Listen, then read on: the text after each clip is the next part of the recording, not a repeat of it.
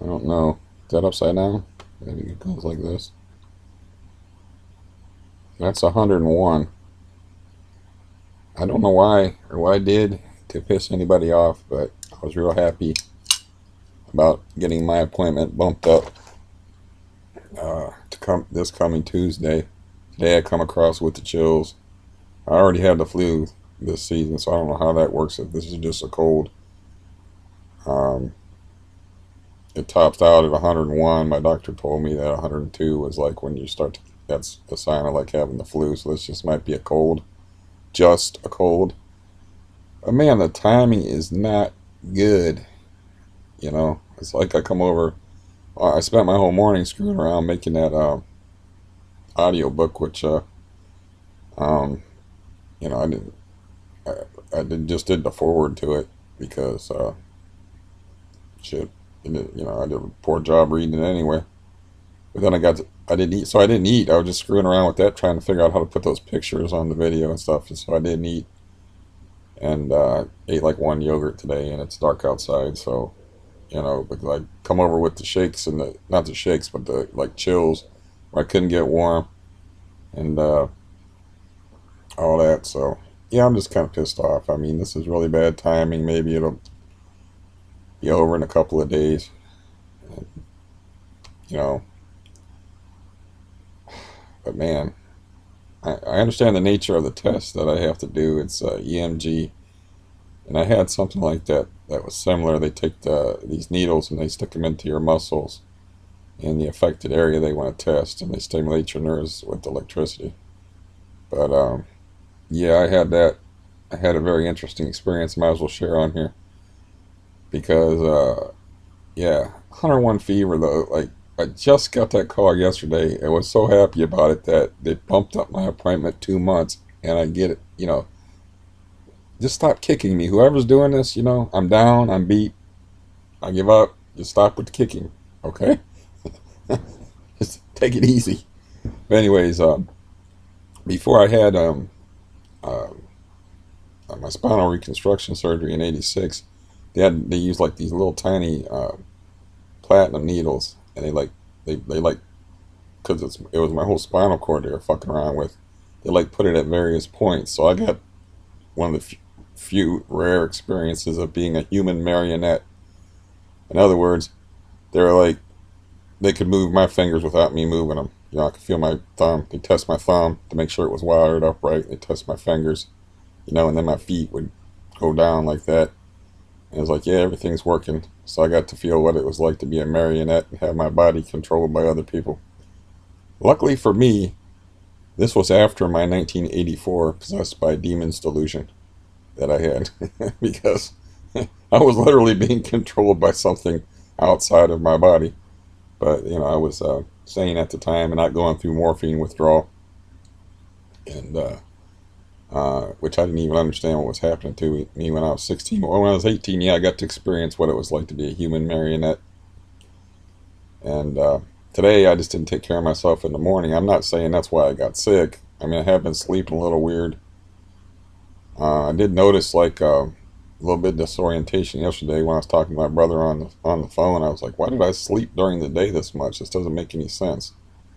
So it's probably coming on yesterday. Even when I was talking to the lady on the phone, like wanting to hop and skip around the room, because I'm like, yay, they moved my appointment up 2 months. Maybe I can get my knee either cut or stabbed with a needle within a few weeks. You never know about these things. Maybe I can get some relief. So I am looking forward to get my knee operated on, and that's what I'm actually looking forward to. And um, I get a cold, I guess. I mean, I don't know. I had like the chills, like I said. That thermometer I know works because I tested against the one in the doctor's office, so I know it works. I know I was chilled, and I got like uh, it's buku hot in here. I think it tested the room temperature at like 90. Because but now I'm like all hot, flush feeling. It's like I prefer that to the chills, I think. But yeah, I got to drag my ass out of bed and try to eat something and drink and try to like get ready for Tuesday. Today is Saturday, so that gives me Sunday and Monday to get my shit together and make sure I get sleep tonight. So I think I'm just gonna updose on the volume and make sure that's make sure I sleep, and it's not a big deal, you know, just go back down. But yeah, this is bullshit, man. Getting sick now when I got this big deal appointment that 3 years of my life spent with this fucking Baker cyst in my knee, and you're gonna give me a cold now? You know, it's like I'm catching a cold now. It's like I need to be like focused and ready for this thing. You know. Anyway, that whole marionette thing, that was one of the more bizarre experiences I ever had. A lot of stuff that I don't really remember that well, but I don't think I'll ever forget that. When somebody's moving your body parts and it's not you, you're like, we're gonna do your right thumb. Your right thumb's doing this, and they send electricity through. Now we're gonna do your left index finger, and they're moving your body from, and you're not doing nothing. They just tell you just to be completely relaxed as possible. They're moving your feet and your hands and your toes and all that stuff. But yeah, this is major upsetting. I won't lie. I'm very upset, and I was kind of stupid this morning because I just got up and I got kind of obsessively. I didn't even do a good read. Was excessively trying to figure out how to use this video editing program that I bought, so I could put these pictures on in an order that made sense to me. And it's like you can't. I was like, yeah, that's good enough. I already messed with that for like hours. I don't know what time I woke up. I looked and it was like 1:30 by the time I was done with it. I'm like, man, I didn't eat breakfast or lunch. And then pretty soon I got the chills, and now I got a fever and maybe a cold. I don't know if you can catch the flu. Uh, Flu, they always say, is a rapid onset, and this was like a pretty rapid onset because I was like fine, and then I had the chills. But I did. It's kind of encouraging that yesterday I kind of had a fucked up day, and it was kind of like why am I sleep? I don't. Why was I sleeping in the middle of the day? That doesn't make any sense. So maybe it's just a cold. Just a cold. Those things can linger on and torture you forever. But it's a lot better than the flu. I already had type B flu on the 2nd of January. This is the 2nd of February, I think. So yeah, Paul Newman is in a movie called Somebody Up There Likes Me, about like it's like a biography about the life of Rocky Graziano, a boxer from the 50s. And these are the times when I feel like somebody up there don't like me, you know. But no, I don't think of things that way.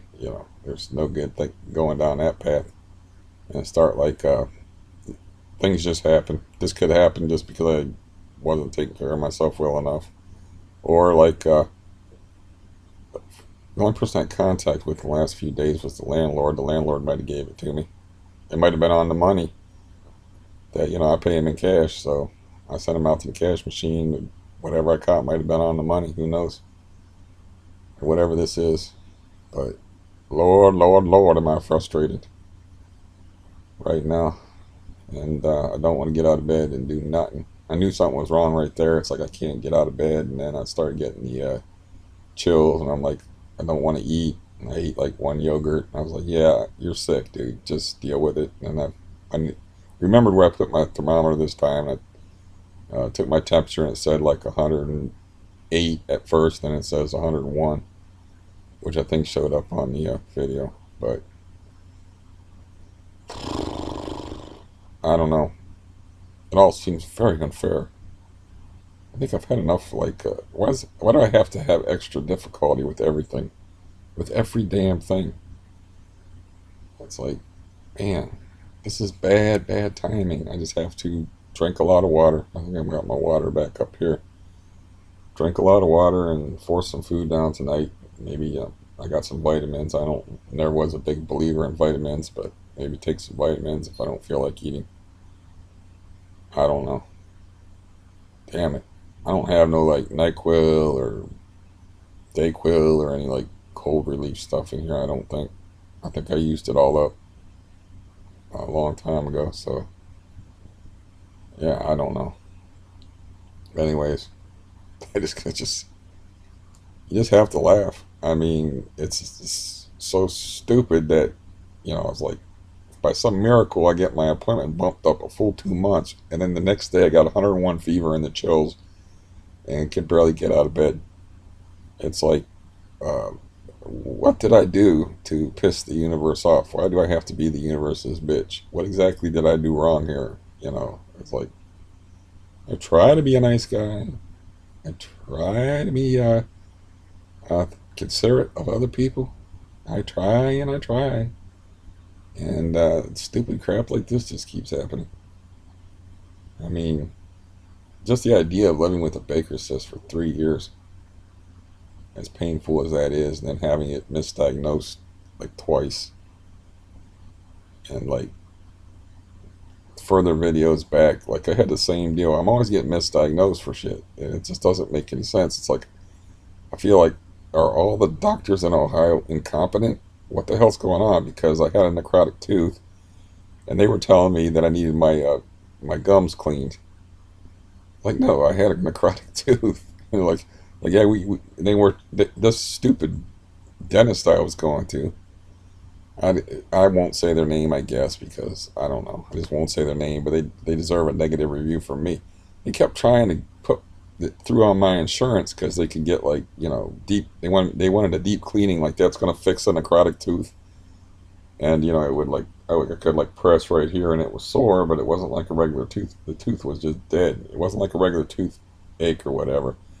So they put me through that for like months, and like just trying to get money off of my insurance, and then getting denied, and they're like trying. They ran it through like 2 or 3 times, and they got to wait, to get a response because they're like, well, we can pull this tooth, but there's nothing wrong with it.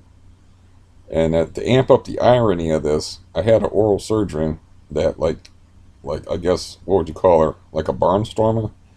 But I actually had an oral surgeon offer to pull it, and I'm like, no, I don't want you to pull it because they told me that the tooth was fine. I started complaining about the tooth, and she said, "Do you want me to pull it?" She was like Swedish. She's like, "You want me to pull tooth?" I don't know if that's Swedish or not, but I said no. And then it was 6 months of having a necrotic tooth in my head before I could get to an oral surgeon and get the damn thing out of my head. And immediately when I went to another dentist, then these first people, they were like, "You see that right there? That's an abscess. You got this tooth has to go." And there's even more of that story that's stupid. But they were like, "Oh, we can do." At first, they were like, "Come back Monday." I was in there on a Thursday, and they're like, "We can do a root canal or an extraction, whichever one you want to do." But yeah, I said, "Well, that's good. I'll have a few days to make up my mind." And then I come back in there, and they made me go in there and just to get the appointment money, and said, the dentist said, "I'm not touching that thing."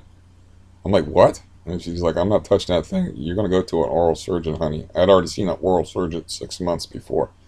And she was like, "Yeah, that's got to come out, and it's got a curved root, and looks like it has a minor fracture in it." And it's like, I'm not messing with it. I'm not doing it. And she had told me 3 days before that she would either do a root canal on it or pull it, and then she just changed her mind. But they made me go in there to hear that, and then sent me home. You know, it's like times like that. It's really hard to lose your temper, and yeah, I used to have to be careful about that stuff because I have a bad temper, and I used to be somewhat intimidating. I'm obviously all messed up now. A 10-year-old girl can beat me up, but I used to be somewhat intimidating just because, um, you know, I don't know why. Ask the people that are intimidated. I don't know why. But anyways, but yeah, I walked out there and I was like, I cannot believe this. I was like, and then I was like, tried to make an appointment with an oral surgeon. It was like way down the road because it's hard to get one. It's like a couple months down the damn road. And then they have two offices and they're in Cleveland, and that's like a good drive from where I live. And they sent us to the wrong damn office. I walk into this office, it's already closed because it's like a weird appointment time, like 7:30, some weird appointment time. And I walk in there and there's nobody in the place and half the lights are out. And I'm like, what the hell is going on here? And this little Asian broad comes out. She's got a tray with a bunch of like watermelon and strawberries in it. She's eating, and she just looks at me, and she wasn't intimidated by me at least, but I did my best to be non-threatening. But it's like she's there by herself, and just some strange guy walks in there. I'm like, man, and she's like, oh, we're closed. And I'm like, well, I was sent here because, and she goes, oh, this happens from time to time. Yeah, we have two offices. They sent you to this one instead of the other one. And it's like, if I was her, I would keep that door locked when the hours, because if someone looking like me walked in there, and just on looks wise and size wise, and this is a little Asian woman, and it's just us two in this place. If I was a woman, things would be going through my head, but I didn't project anything like that, of course. So I leave, and I was super stressed going. It's a long drive, like 60-minute drive to get there. So I'm super stressed. Like I had a Xanax in me at the time. I was super stressed getting in there, even with Xanax in me. And so then we're driving through these neighborhoods that look like, you don't want to stop, but we're driving really slow. I mean, the type of neighborhoods like where there would just be weird crap out in the yard, like a broken toilet. We were going through the don't give a fuck neighborhoods to get to this other office building. It's like it's getting dark around here, and the guy that was driving me was my brother-in-law. He says, this is why I have a concealed carry permit, don't you? I'm like, yeah, I get that feeling kind of too, because we're like, it's like the main road in this little town, and like we're just like stop and go. Anybody could pull up, carjack us, whatever. He's like, I wish I had my gun right now, and I'm like, I wish you had it too. So anyways, it's they give us directions, and this guy's really good with directions, and we still can't find the place. So I just got on the phone. I said, look, um, I'm just calling to say I'm not going to make this appointment. I was like, next time you might want to send people to the right place. I don't think I even used profanity, you know.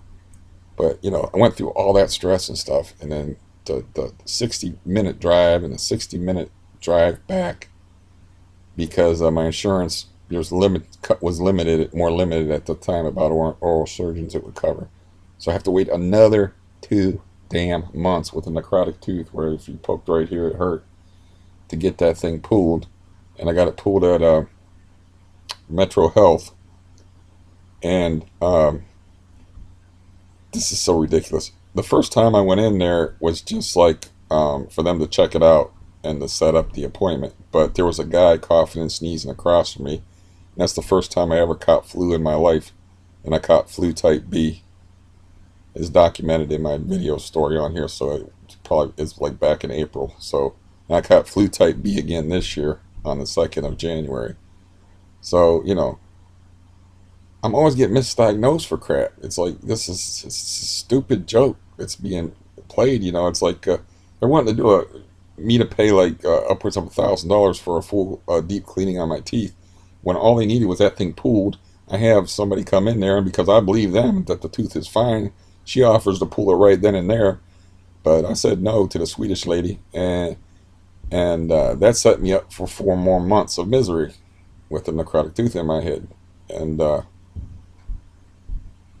I mean, and now I have to go get like these needles poked in my knee on Tuesday, and I catch a cold. I think I just got a cold. I don't know if I got the flu. It feels kind of like the flu type B again, but I don't know if you can catch it once you already caught it again. But that's what it feels like. And if my temperature goes up over 102 and gets into the 103 range, then we'll know, because you don't get those high temperatures according to my doctor with a cold. I think he at least knows that much. But I don't know. All this medical incompetence is driving me insane. Um, this thing, like I said, man, it should have been out of my leg like a long time ago. Should have been dealt with a long time ago. It got misdiagnosed twice. And then that tooth thing, I carried around that in my head for uh, at least a year. Because the one place I was going to was telling me it was fine, and then they just kept trying to get money out from my insurance company, and they kept getting rejected. And they said, well, let us try that again, and I finally got fed up with them and went to another dentist, and then, I already just told you that story. So, shit like that always fucking happens to me, man. gotta be shitting me, man. Maybe tomorrow I'll feel better and it'll be like, like a 1 or 2 day cold or whatever. You know, it won't be a big deal, but it's just stress, extra stress. I've already got a lot of stress. My deal. I got stress upon stress. How do I say it? Rock hard place, valley of poisonous snakes, fields of broken glass, and a Mexican firing squad. I'm not caught between a rock and a hard place. I'm caught between a whole bunch of shit. So at some point, man, you just feel like, yeah, I'm just swimming. I'm just ice skating uphill. It's like, man, it's just so hard to do all this stuff, and then like I have to do it. I have to do it. I was disoriented yesterday. That should have been a clue because my brain has been pretty clear. I'm talking about seriously disoriented when I was talking to the woman on the phone. They sent me to a local hospital, relatively local, to get this test on Tuesday, and you know, I wasn't sure what she said. I had to call her back and like, okay, now could you just give me the address to the hospital? And she's very patient and nice because everybody in this area knows where that hospital is. Everybody. So, yeah, I was just out of it yesterday. So, anyways, I don't know. I'm not going to ramble on here much longer, but maybe it helps de-stressify me a little bit talking, but I won't, The marionette thing was kind of interesting, though, I think. It was an odd experience. And it's funny when you go through those things when you're young, you don't think about how weird all that shit is. Like the marionette story, the naked thermography boner story, uh, the halo traction with the screw slipping. You know, you don't think about all that craziness, but then this stuff with the doctors lately. See, I just like done with the medical community. I'm done with them motherfuckers with the DRs in front of their names. Like I'm done. So I like stayed away from doctors except for emergency room visits for like ever. I didn't have a doctor. They'd do you have a doctor? I'm like, nope. And then they'd stitch me up for whatever stupid ass thing I did to myself and then send me on my way. Because I had insurance, but I didn't have a doctor. I put nothing down for a doctor. And anyways, there comes some nice incoherency. But um, shit, just total train wreck there. Fuck. Yeah, man, this is so frustrating. Not what I needed. I might wake up and feel different tomorrow about it, but it's like, oh, I was saying that I was like done with the medical community and I was actually healthier when I didn't go to doctors and stuff. But then I had my heart broken in 2003, and then that was the first time that I had a doctor is when I had arrhythmia. I was lifting 38-pound dumbbells for about, I don't know, 45 minutes to an hour because that's that's it actually wasn't that much for me. But I would always just keep the same weight because I hated changing the weight. So I would like, use inappropriate weights for certain exercises. Like, I just roll with it. And it's like I just like, I don't want to change the weight. So I'll just use this and hope I don't drop it on my foot. And anyways, that was like in 2003 when I got my heart broken. That I had to go back to the medical community and crawl back to them motherfuckers. But I hadn't seen any since um, hmm, 15 years. No, 14 years. Yeah, I think 14 years. It's like in 1990, I was in the. That was like when I pretty freshly discovered that I had a chronic pain disease. I ended up in the Cleveland Clinic pain management unit, which had a world famous guy in there who I should remember the dickhead's name, but I don't remember his name. He wasn't a dickhead. He was just like a real arrogant dude because he was like the head of his field and he was in Cleveland Clinic and shit. And he come in there playing like a alto sax one day. He come out of the elevator playing an alto sax. That's it. Doctors can't remember the guy's name. But anyways, really that place, I was in that place for like 38 days, and then um, it was mostly about getting into your head. Like his idea was that the theory that he based his career on is that the reason why people develop chronic pain situations and ailments is because they're not dealing with the emotional crap in their life, or they're not, uh, it's easier to get by being messed up, so they just, are deliberately messed up, maybe on a subconscious level, because it's a lot easier getting them government checks than having to deal with people. And you know, anyways, but that was a basic theory behind it. And so they would always like try to piss me off, which would make me laugh because there was like, I remember what the one woman said to me, because they're always trying to piss me off, which is damn near impossible, except for whatever's doing this to me now, or however this happened. This pisses me off. But she was like, "What are you? Are you like some kind of?" She actually said these words to me because I was talking about loaning out money. She says, "What are you, like some kind of idiot? Like, you just, here's my money, take my money." Like mocking me and stuff. She's trying to get me to snap. And that was supposed to help me, because it's helped me have some kind of emotional breakthrough and stuff. It's like, lady, I'm thinking to myself, lady, I grew up around a guy that killed people. You're not gonna get me to lose my temper, man. I literally laughed at her. She didn't like that very much, but I literally laughed at her and what she said. I said, yeah, that was my great plan, to that's why I remember saying something during the conversation, like mocking her, saying, "Yeah, that was my great plan I had, to get out of the living, was to grow me an old spinal tumor." You know, but it might have been true. It might have been true to a degree for some of the people in there that, you know, I could tell you more. It's a lot of stuff. I could tell you more stuff that happened in there. Like, this was a little bit embarrassing because I got like come on, dude, just stop. This guy actually, it hurt this guy's heart watching me trying to walk through water, because I was legitimately, had a legitimate disease and stuff. A lot of people in there, they were just, so I was like trying to walk, but I wasn't getting nowhere because I couldn't get no traction. And I was splashing in the water, and dude was like, "Come on, man, just stop, just stand there for a while." He just couldn't stand watching me. He just like, it was like too pitiful. But he was, they had us all get in a pool and do like water science or whatever.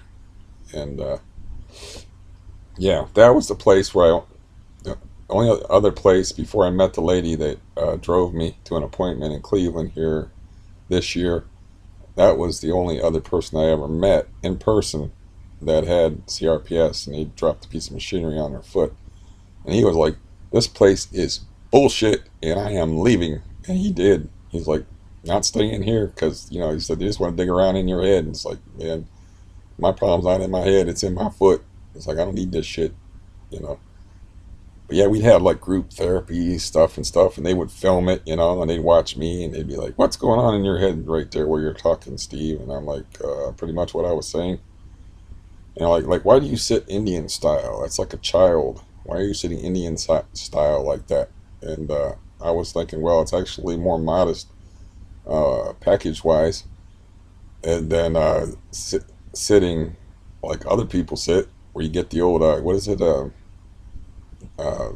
moose knuckle. I was like, yeah, it's actually, I had a pair of sweats on. It's like, it's actually spared people maybe some sights they weren't too interested in seeing. So I was like, it's just comfortable for me. It's like, they're like, "Why are you sitting like a child? Why do you act like a child?" And it's like they're always like messing with you, trying to get you to have some kind of emotional breakthrough. And so they had this group therapy thing, and I'm pretty proud of myself because somebody had a rape story they had to tell in there, and nobody would talk after she talked. She just told what happened. Somebody dragged her out into some bushes at knife point and raped her. But I found something to say to her. Like, basically, that had nothing to do with you. It's not your fault. There's people out there like that in the world, and there's nothing you could have done. Uh, whatever I said, it was money to her. So, nobody else would say anything. And it's like, it's going to let this girl cry about being raped and shit. So I spoke up, and then she come to my room and she thanked me and whatnot. And she was smiled at me, and she, I don't remember, she was blonde haired. I don't remember much about what she looked like or how old she was, or even how old she was when she got raped. But yeah, all my damn memories, man. Yeah. that's a good memory though, because I actually comforted somebody, and everybody else was just like, not touching that. I'm not qualified for that. And none of the freaking counselors were saying anything, because they like would have the head. Oh, his name was Ed Covington. You can even look that up on the internet. His last name is like Covington. He's like a pioneer in pain management. He was a big wig man back when I saw him in 1990. But after I got out of there, I was done with doctors until 2003 when I had the heart thing, and then I would only go to the doctors for the heart thing. And while I was in the hospital with the arrhythmia, I'm like, I am leaving. He's like, no, you don't understand. This is a serious thing. I said, I'm leaving. He's like, no, no, you can't leave. He's like, this has to be treated, and he explained to me the dangers of it stuff, and he explained to me that I had to stay in there. And then we made a compromise, and he sent me home on a bunch of blood thinners. I can't help it. I got lots of stories. But so I'm taking warfarin, whatever that stuff is, the main blood thinner they used to give people. I don't know. But I read the label wrong. So I was taking like twice as much of that shit that as I was supposed to be taking. And me being a fuck you kind of guy to the world and doctors in general, I decided that, hey, they're having the trout derby at this place down the road. I'm going fishing. My doctor said, listen, this is what I want you to do. He was an Indian guy named Lababidi. He says, this is what I want you to do. I want you to sit in chair, watch TV, get up, go to bathroom, get up, eat, sit back in chair.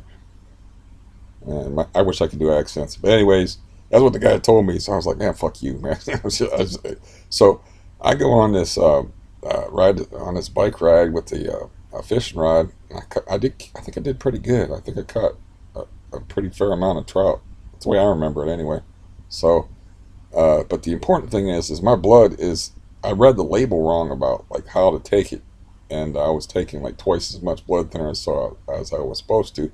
Now I'm there handling knives and stuff, and like cutting line and fish hooks, and I'm on a bicycle. I could hit the road and just, there'd be no stopping the bleeding, because they got to thin your blood.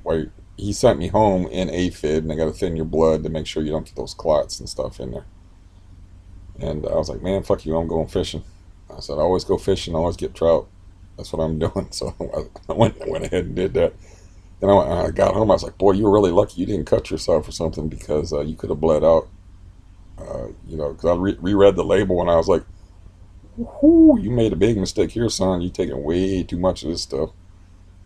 But yeah, I mixed up a 2 and a 3, I think, is what happened. It was like, it was supposed to be like 2 tablets, 3 a day, and I was taking 3 tablets, 2 a day. It was like I mixed up a couple of numbers, and ended up like taking like double for a few days, until I realized it after the fishing trip. And anyways, I stayed at home, and I didn't really feel it. I didn't have the same body awareness as I do now, so I didn't really, it wasn't really as aggravating to me. But it took like a week or so. They just left me on blood thinners for a week and scheduled me for like an outpatient thing. Then I went and got my heart shocked, and that held from 2003 until 10 years later, 2013. Yeah, I remember, because they said it was like about 10 years ago. And then 5 times total. So the first one when I was 36, and then the second one in 2003, and then 3 more after that. Most recent being last December 5th. So yeah, that's the problem. Is like, I can't even remember half of the stuff that happened. My life has been so. My life is a fucking war, plain and simple. It's mainly boring.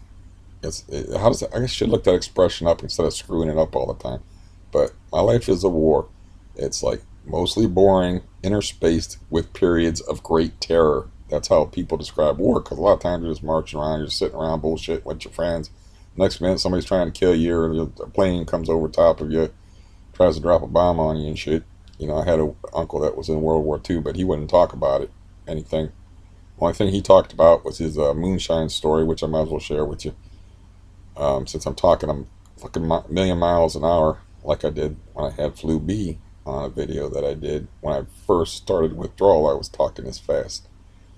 So, but anyways, back in the day, man, you got to understand, man. This is like 1942, 1943, right? So they would actually put beer and cigarettes in soldiers' rations. Cigarettes was just part of your rations.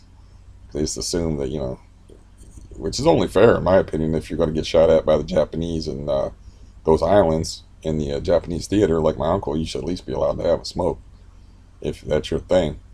But anyways, the beer wasn't enough for him because he had a little bit of an alcohol thing going on. So he went around and he got everybody's rations, and he was like, "Man, let me have your raisins." He's like, I don't know if he never said if he was trading for them, but he just got everybody's raisins.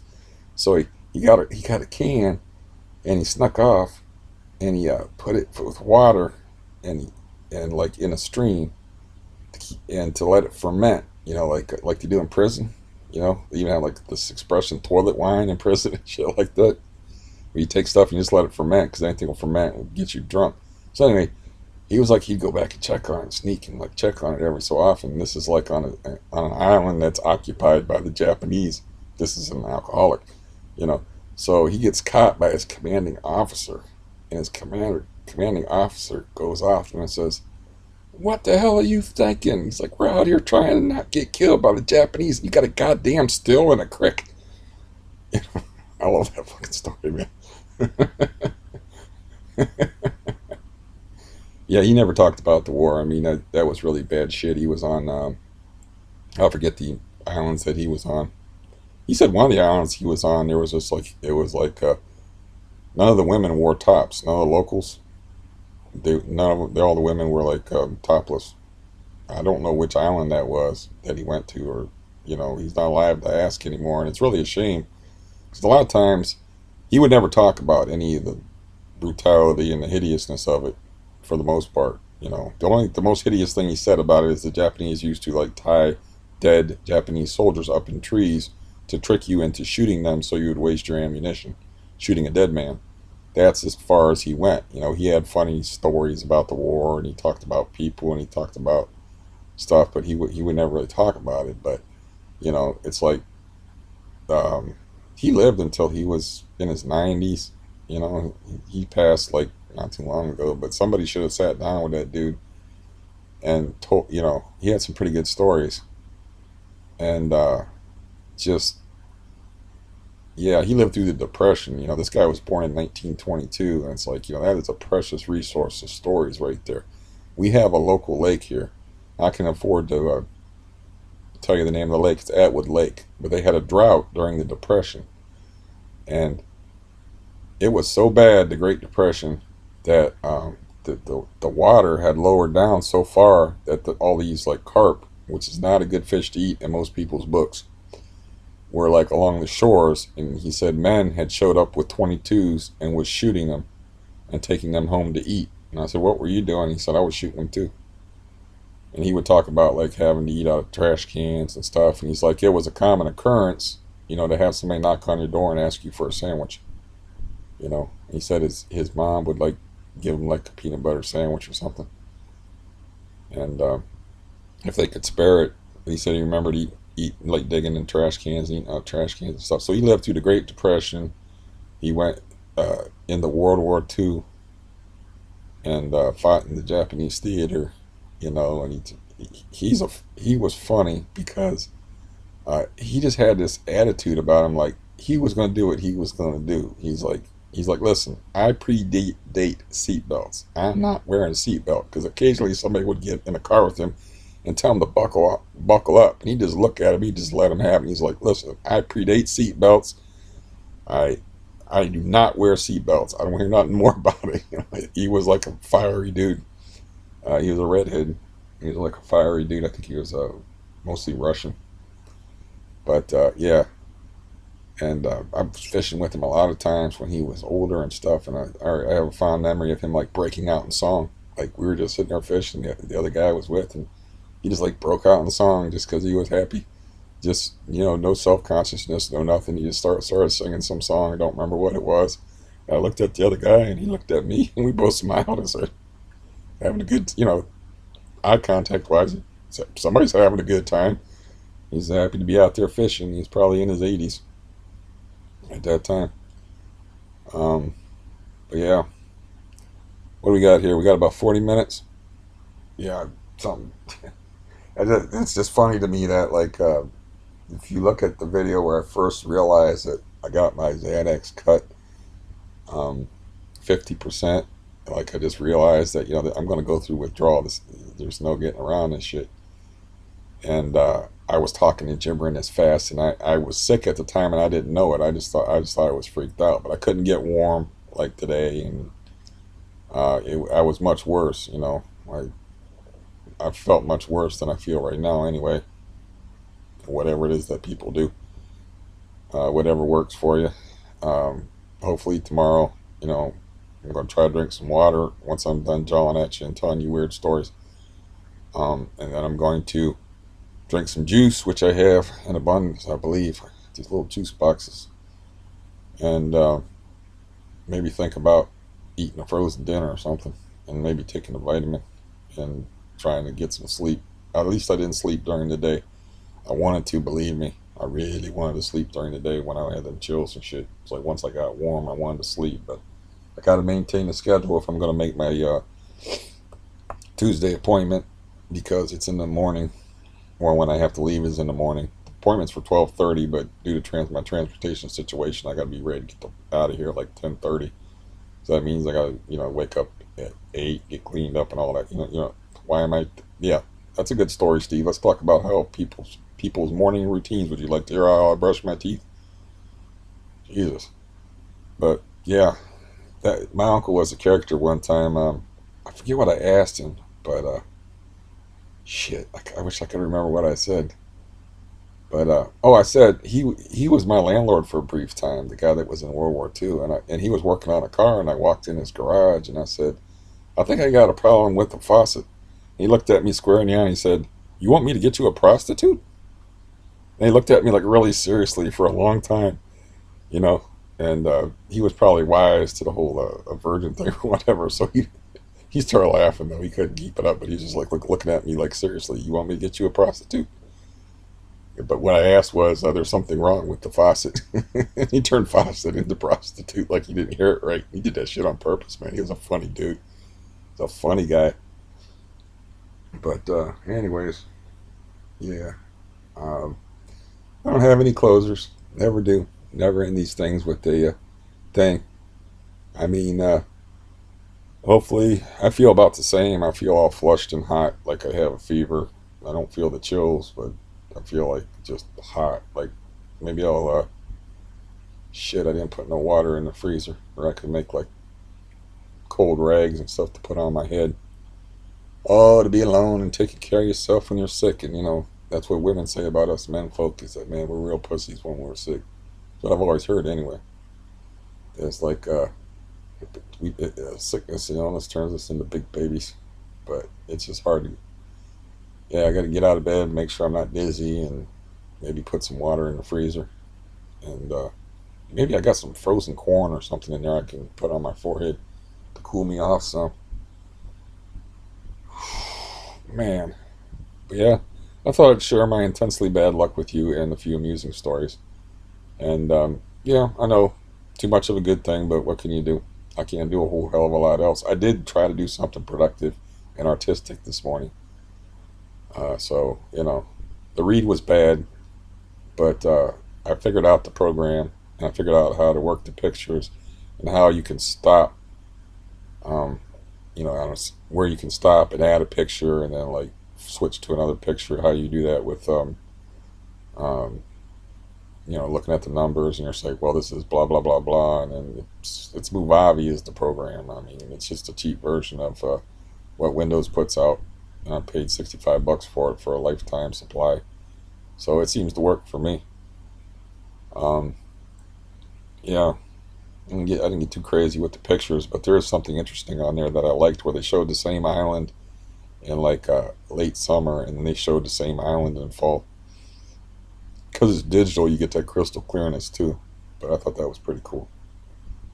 Um, anyways, yeah, I did get a little bit of feedback on that book, which is, I guess I was just laying in bed, and I was already done a bunch of work on it, so I just took like a marker and wrote out, what the link was about, because I found this link that is just dope.